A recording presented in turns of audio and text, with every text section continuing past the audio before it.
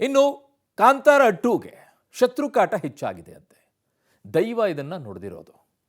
ಹಾಗಾಗಿ ಈಗ ಆ ನಿಟ್ಟಿನಲ್ಲಿನೇ ಹೋದಂತಹ ರಿಷಬ್ ಶೆಟ್ಟಿ ಅವರಿಗೆ ದೈವ ನುಡಿದಿದ್ದಾದರೂ ಏನು? ಯಾರಿಂದ ಶತ್ರುಕಾಟ? ಕಾಂತಾರ 2 ಸಿನಿಮಾಕ್ಕೆ ಸಾಲು ಸಾಲು ಕಂಟಕ ಅನ್ನುವಂಥದ್ದನ್ನು ದೈವ ನುಡಿತಾ ಇರೋದು. ಯಾರಿಂದ ಕಂಟಕ? ಏನು ಕಂಟಕ? ಅಲ್ಲಿ ಎರಡು ಅರ್ಥದಲ್ಲಿದೆ.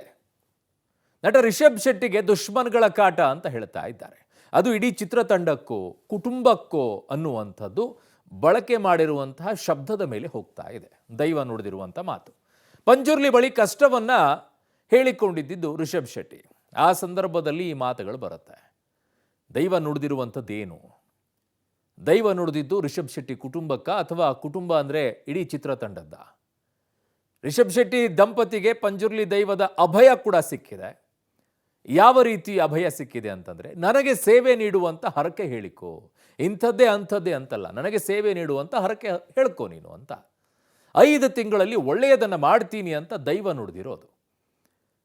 ಹಾಗಾಗಿ ಈಗ ನಿನ್ನನ್ನು ಕಾಪಾಡ್ತೀನಿ ನಾನು 5 ತಿಂಗಳಲ್ಲಿ, ಒಳ್ಳೆಯದನ್ನೇ ಮಾಡ್ತೀನಿ ಅಂತ ಹೇಳಿ.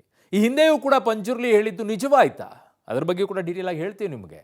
ಏನಾಗಿತ್ತು ಹಿಂದೆ, ಈಗ ಏನಾಗಿದೆ, ಎಚ್ಚರಿಕೆಯಿಂದ ಇರುವಂತೆ ದೈವ ಎಚ್ಚರಿಸಿತ್ತು. ಆಗಲೂ ಕೂಡ ತುಂಬ ಎಚ್ಚರಿಕೆಯನ್ನು ಕೊಟ್ಟಿದ್ದು. ಈಗಲೂ ಕೂಡ ಎಚ್ಚರಿಕೆ ಇದೆ.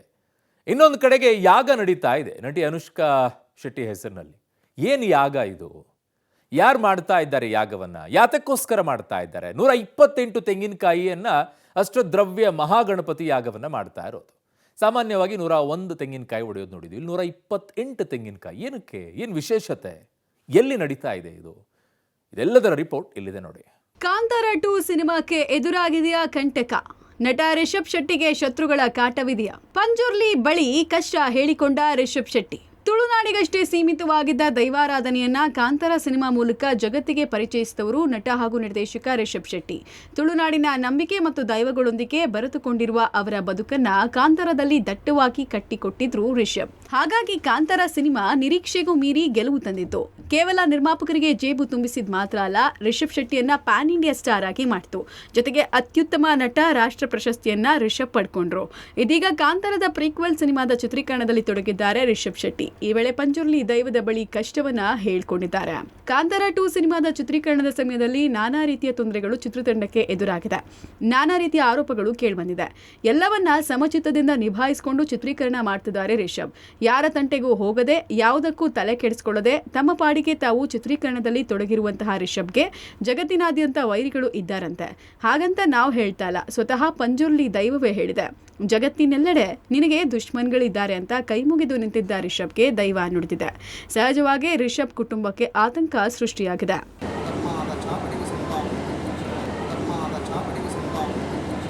ದುಶ್ಮನ್ ವಿಷಯ ಮಾತ್ರ ಅಲ್ಲ, ಕಿಡಿಗೇಡಿಗಳು ರಿಷಬ್ ಸಿನಿಮಾ ಸಂಸಾರದ ಮೇಲೂ ಕಣ್ಣು ಹಾಕಿದಾರಂತೆ.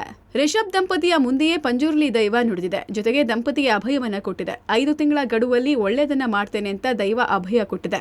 ಸೇವೆ ನೀಡುವ ಹರಕೆ ಕೇಳ್ಕೊ ಅಂತ ಹೇಳಿದೆ. ಈಗಾಗಲೇ ಹರಕೆ ಕೇಳ್ಕೊಳ್ಳೋದಾಗಿ ರಿಷಬ್ ಹೇಳಿದ್ದಾರೆ. ದೈವ ಏನಾದರೂ ಹೇಳಲಿಕ್ಕುಂಟ ಕೇಳಿದ್ರು. ಅವರಿಗೂ ಹಾಗೆ ಹೇಳಿದ್ದು, ನಂಬಿ ಸಂಸಾರ ಇಂಬುಕೊರಪೆ ಚಲನಚಿತ್ರ ತಂಡವನ್ನು ನಂಬಿ ಸಂಸಾರ ಅಂತ ಕರೆದದ್ದು. ಮುಂದೆ ಒಳ್ಳೆಯದು ಮಾಡ್ತೇನೆ ಅಂತ ಕೂಡ ದೈವ ಅದಕ್ಕೆ ಅನುಮತಿಯನ್ನು ಕೊಟ್ಟಿತು. ಹಾಗೆ ಒಂದು ದುಶ್ಮನ್ ಎಂಬ ಪದವನ್ನು ದೈವ ಉಪಯೋಗಿಸಿದೆ.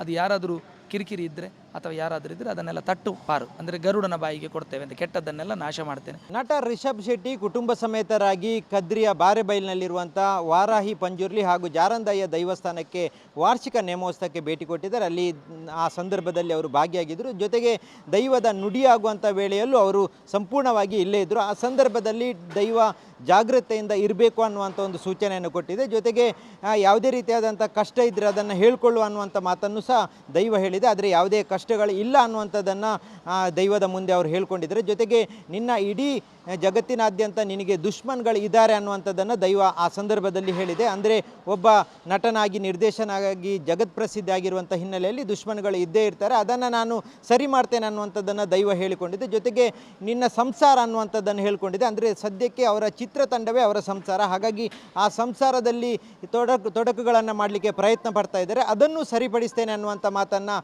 ದೈವ ಹೇಳಿರುವಂಥದ್ದು. ಅದೇ ರೀತಿಯಾದಂಥ ಒಂದು ಪ್ರಾರ್ಥನೆಯನ್ನು, ತನ್ನ ಕಷ್ಟವನ್ನು ನಿವಾರಣೆ ಮಾಡಿ ಅನ್ನುವಂಥ ಒಂದು ಮಾತನ್ನು ಈ ಸಂದರ್ಭದಲ್ಲಿ ರಿಷಬ್ ಶೆಟ್ಟಿ ಅವರು ಹೇಳಿರುವಂಥದ್ದು. ಈ ಹಿಂದೆ ಪಂಜುರ್ಲಿ ಹೇಳಿದ್ದು ನಿಜವಾಯ್ತಾ? ಎಚ್ಚರಿಕೆಯಿಂದ ಇರುವಂತೆ ಎಚ್ಚರಿಸಿದ್ದ ದೈವ. ಈ ಹಿಂದೆ ಕಾಂತಾರ 2 ಸಿನಿಮಾ ಮಾಡೋಕ್ ಮುನ್ನ ರಿಷಬ್ ಶೆಟ್ಟಿ ಪತ್ನಿ ಸಮೇತ ದೈವದ ಬಳಿ ಕೇಳ್ಕೊಂಡಿದ್ರು.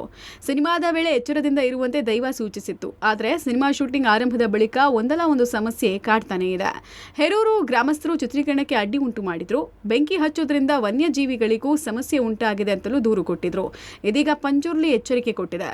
ಈ ಹಿಂದೆ ಕಾಂತಾರ 2 ಸಿನಿಮಾ ಆರಂಭ ಮಾಡೋದಕ್ಕಿಂತ ಮುಂಚೆ ರಿಷಬ್ ಶೆಟ್ಟಿ ಪತ್ನಿ ಸಮೇತ ದೈವದ ಬಳಿ ಹೋಗಿ ಕೇಳ್ಕೊಂಡಿದ್ರು. ದೈವವು ಕೂಡ ಎಚ್ಚರಿಕೆಯಿಂದ ಇರುವಂತೆ ಸೂಚನೆಯನ್ನು ನೀಡಿತ್ತು. ಆದರೂ ಕೂಡ ಕಾಂತಾರ ಶೂಟಿಂಗ್ ಏನು ಶುರುವಾಯಿತು. ಅದಾದ ಬಳಿಕ ಸಾಕಷ್ಟು ಸಮಸ್ಯೆಗಳು ಈ ಸಿನಿಮಾ ತಂಡಕ್ಕೆ ಎದುರಾಗ್ತಾನೆ ಬಂತು.